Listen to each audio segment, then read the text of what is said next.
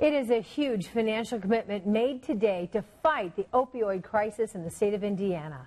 Indiana University announcing today it's investing $50 million to prevent and reduce addiction. The money will be focused on 5 key areas: education and training, data to understand what's driving the epidemic, policy from lawmakers, medical research, and also workforce development. The $50 million investment speaks to just how pervasive the drugs have become for Hoosiers.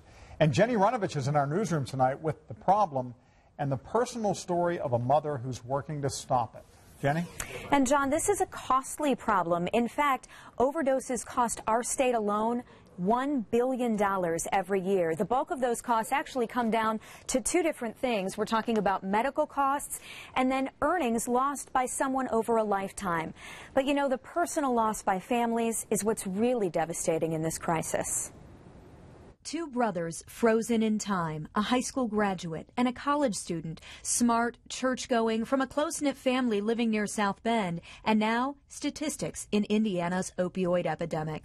Their mom, a nurse, discovered their bodies after an overdose. June 14th of 2015, our boys, after a night of attending some graduation parties, they were introduced to Oxycontin and made a poor choice to take it. A choice that led to their deaths, Jack at 18 and Nick at 19. Obviously, you think about it every day, every second of every day. Their story mirrors too many in Indiana right now. Our state has seen opioid deaths quadruple since 1999. Last year alone, 757 died. In fact, Hoosiers are now more likely to die from a drug overdose than from a car crash.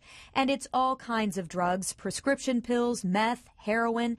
4 out of 5 new heroin users start by misusing prescription painkillers. That level of crisis is why Indiana University is now spending $50 million on a program to attack addiction. And it's why Becky Savage created a foundation in her son's memories to help the fight. I'm trying to focus on things I can change, which I can't change what happened that day and that night, but I can change, hopefully, what can happen maybe in somebody else's life. Nick and Jack would have done great things if they'd still been here today, so we're just going to try to do good things in their name. As part of our Indiana Addicted series, we are planning to take a look at this problem from every angle. That starts tonight with an investigation into a treatment center meant to stem the tide on drugs that may actually be creating more problems than it solves. From increased crime to a tidal wave of bogus and time-wasting 911 calls, police say the problem here is not going away. So we ask that you join me tonight for that story tonight at 11 o'clock on Eyewitness News. Ann? Thank you, Jenny. It is an important